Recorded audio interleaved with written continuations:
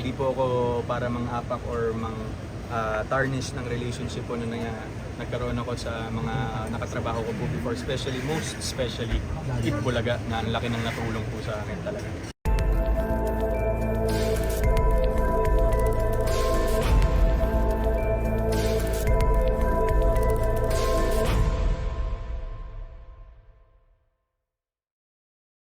Totoo ba yung mag-guest sa Itbulaga? Hindi Kasi po. nahanap ko sa E18, naglabas ka na sa Showtime. Hindi po, Pero hindi yung po. sa Itbulaga, ina-expect nila na sana mag-promote ka raw doon. Saan Mga po? kaibigan mo naman yung mga Sabi ni host doon. Sir Joey. Joey De Leon? Sa Itbulaga po sa TV5. Sa E18 sa TV5 hinahanap ka.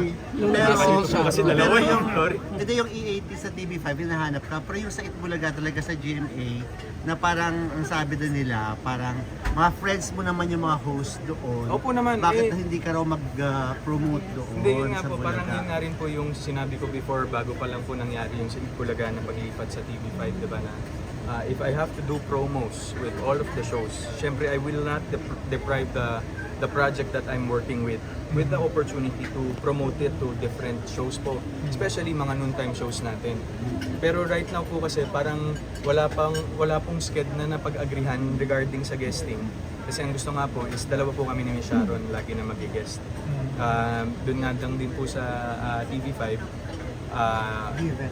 Given na po yun. Hindi ka na pwede. Opo, given na po siya eh. So ako po naghihintay lang naman ng permission. Pero may relationship with the Dabber Cats po ng Itbulaga po sa kala Tito Vic and Joey is still there. And the respect is still there po. Hindi po nawawala. So magpo-promote ka sa Bulaga, kina Paolo, kina Betong, gano'n. O pag ano po, ay, inaayos lang po yata yung schedule. Eventually po, matutuloy din po yan.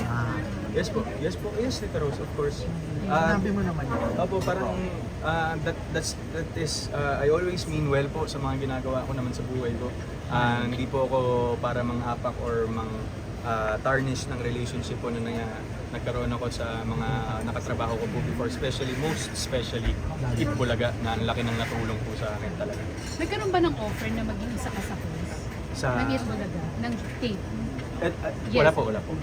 Wala pong ganung offer. Okay. So kung sakaling may mag-push, is it possible na tanggapin mo? Or dahil sa respeto sa TVJ, magde-decline ka na lang? No po, hindi ko po siya tatanggapin.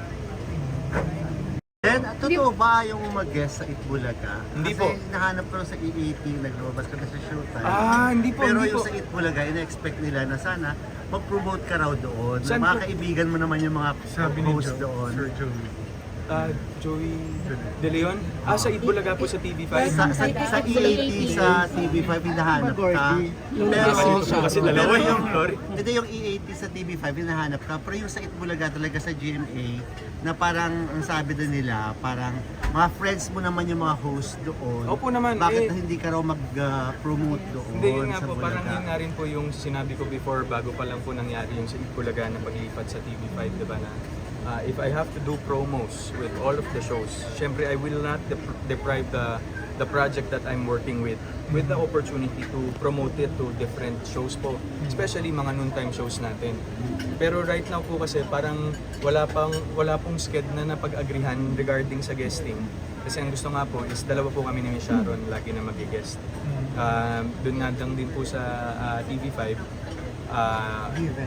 Given na po yun. Hindi ka na pwede. Opo, given na po siya eh. So ako po naghihintay lang naman ng permission. Pero may relationship with the Dabber Cats po ng Itbulaga po sa kala Tito Vic and Joey is still there. And the respect is still there po. Hindi po nawawala. So magpo-promote ka sa Bulaga, kina Paolo, kina Betong, gano'n. O pag ano po, ay, inaayos lang po yata yung schedule. Eventually po, matutuloy din po yan.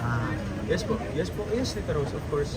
Sinabi mo naman yun. Opo, parang that is, I always mean well po sa mga ginagawa ko naman sa buhay ko. Hindi po ako para mang-apak or tarnish ng relationship po na nagkaroon ako sa mga nakatrabaho ko po before, most especially Itbulaga, na ang laki ng natulong po sa akin talaga. Nagkaroon ba ng offer na maging isa ka sa host? Sa, Ng Itbulaga? Ng tape? wala Wala pong ganung offer. Okay. So kung sakaling may mag-push, is it possible na tanggapin mo? Or dahil sa respeto sa TVJ, magde-decline ka na lang? No po, hindi ko po siya tatanggapin.